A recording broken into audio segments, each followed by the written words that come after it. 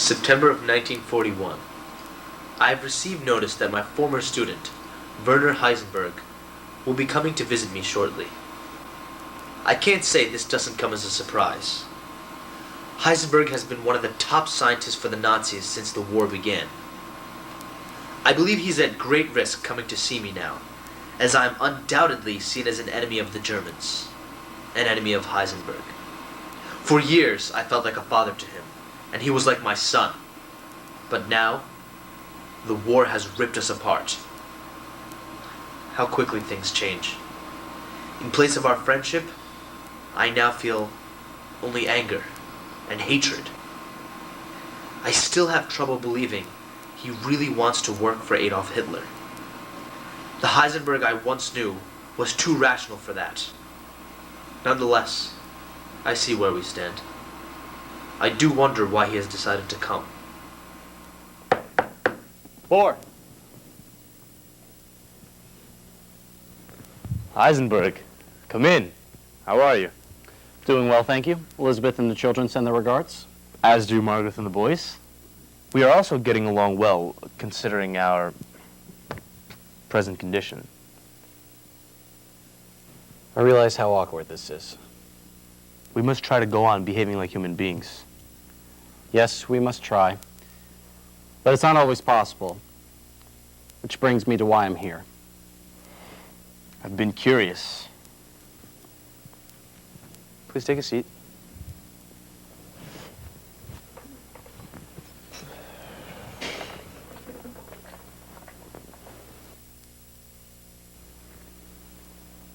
Bohr, as a physicist, do you believe one has the moral right to work on the practical application of atomic energy?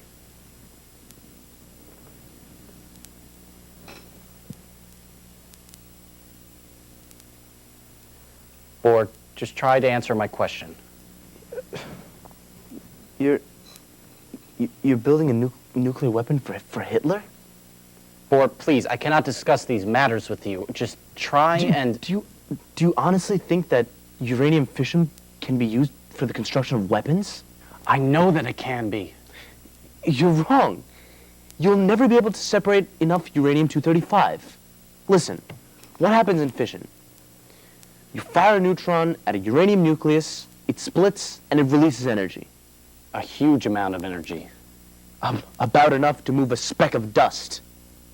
But it also releases 2 or 3 more neutrons, each with the chance of splitting another nucleus. So then those 2 or 3 split nuclei, then each go and release energy in their turn. And 2 or 3 more neutrons. You start a trickle of snow sliding as you ski. The trickle becomes a snowball. An ever-widening chain of nuclei forks through the uranium, doubling and quadrupling in millionths of a second. First 2 splits, then 2 squared, then 2 cubed, and so on and so on. The thunder of the gathering avalanche echoes from all surrounding mountains. Until eventually, after, let's say, 80 generations, 2 to the 80th specks of dust have been moved, enough specks to constitute a whole city, and all who live in it. But there is a catch. Thank God. Yes, there is a catch. Natural uranium consists of 2 isotopes, U-235 and U-238. Heisenberg, less than 1% of the available natural uranium is U-235, which is the only fissionable part of uranium. In fact, there's a double catch. 238 is not only impossible to fission by fast neutrons, it also absorbs them. So, very soon after the chain reaction has started, there aren't enough fast neutrons to fission the 235. And the chain stops. You could try to fission the 235 with the slow neutrons as well. But then, the chain reaction occurs more slowly than the uranium actually blows itself apart. So again, the chain stops. What this all means, Heisenberg, is that an explosive chain reaction will never occur in natural uranium. To make an explosion, you would have to separate out pure 235. And to make a chain long enough for a large explosion... 80 generations, let's say. You would need many tons of it. It's extremely difficult to separate. Tantalizingly difficult. Mercifully difficult. The best estimates, when I was in the USA in '39, said that to produce 1 gram of 235, one would require 26,000 years. By which time the war would surely be over. So you see, Heisenberg, you are wrong. It is impossible to produce enough 235 in any feasible amount of time. Bohr, we have found another way. There is no other way. There is another way. I refuse to believe it. I've worked on fission for years. How could there possibly be another way? You know I can't tell you. You must tell me. We've worked together so long, so many years. I must know. I cannot risk having this information fall into the Allies' hands. The Allies? I have no contact with the Allies. Our country has been occupied by the Nazis. I have no means of communication. I still can't risk it. Heisenberg, you were like a son to me. I would never betray you. If you keep talking like this, I'm going to leave. I will not let you leave until you tell me. What is it? What have you found, Heisenberg? Bohr, please. I must know. Tell me now. It's a reactor. What? You must use a reactor. A reactor? I don't understand. It is true that in a reactor, the uranium will not blow itself apart. And I suppose you can keep the chain reaction going with the slow neutrons in the natural uranium, but that still doesn't explain it. I really should go. You must explain. Bohr, this must stay between us. You have my word. What we realized is that if we get the reactor going... The 238 would absorb the fast neutrons. Exactly as you predicted 2 years ago. See, everything we've done has been based on that fundamental insight of yours. Ironic. As you predicted, the 238 would absorb the fast neutrons. We've just taken this a step further. You see, once the neutrons are absorbed, the 238 is transformed into a new element altogether. It would be Neptunium. Precisely. And this would decay into a new element. Plutonium. Should have worked this out myself. And do you know what's special about plutonium, Bohr? It's as fissile as 235. And with this process, we can make enough of it fast enough to make a working nuclear weapon. Heisenberg. How could you ever build a nuclear weapon for Adolf Hitler? Have I said that one will be built? It certainly seems like it will. Bohr, nothing is for certain. Have you built a reactor? Yes. Where? I can't tell you. What can you tell me? Well, the reactor's cut into the base of a cliff.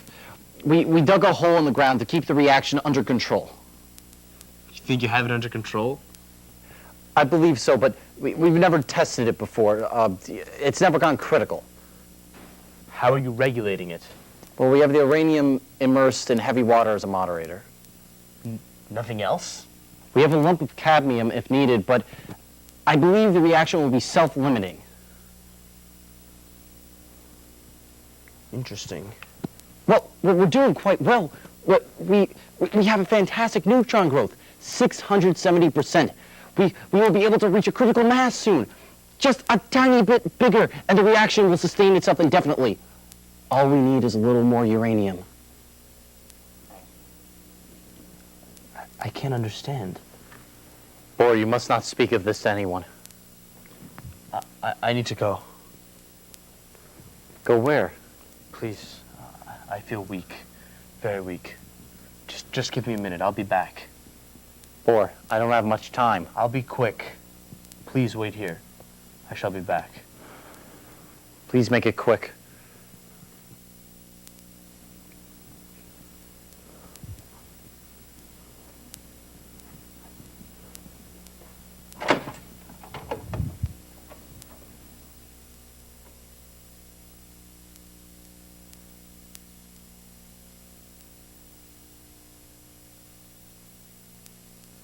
Margaret, You're home already?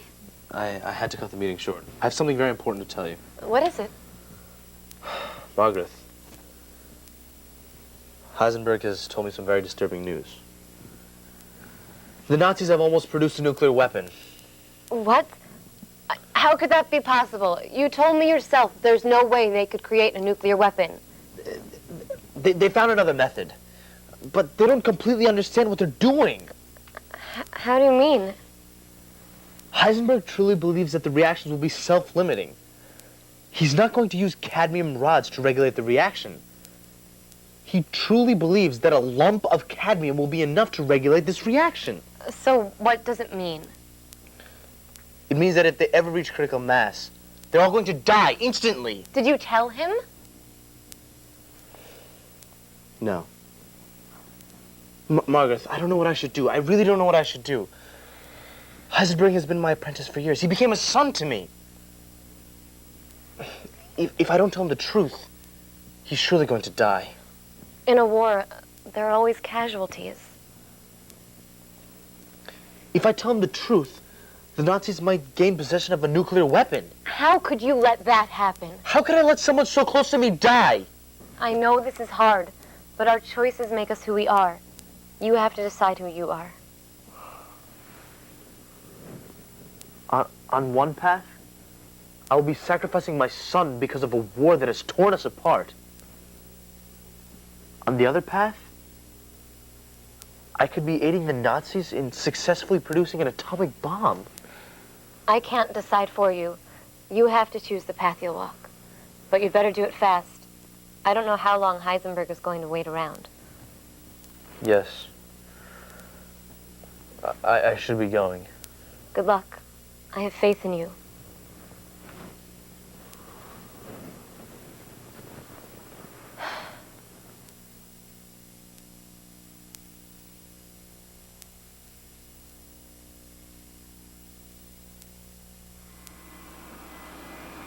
All my life, I have looked at things scientifically. Quantifiable data that could lead me to a conclusion. Certain chemical reactants that would yield a defined product. But now, I confront a problem for which there is no mathematical equation. Morality cannot be quantified, calculated, and split by a fast neutron. My choices seem simple enough. I can tell Heisenberg about the fatal flaw in his reactor, or I can let him die from a radiation overflow. We have been so cold to each other today. It would be a shame, after all that we have been through together, to let this meeting be our last.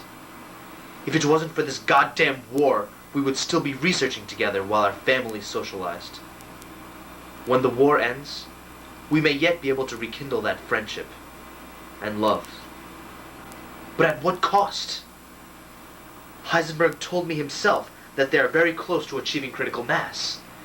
If I allow him to correct that mistake, Germany might have the ability to finally create a nuclear weapon. The pieces of the chessboard have fallen into place. Now I must move in for a checkmate. The moment of truth has come. I know what I must do.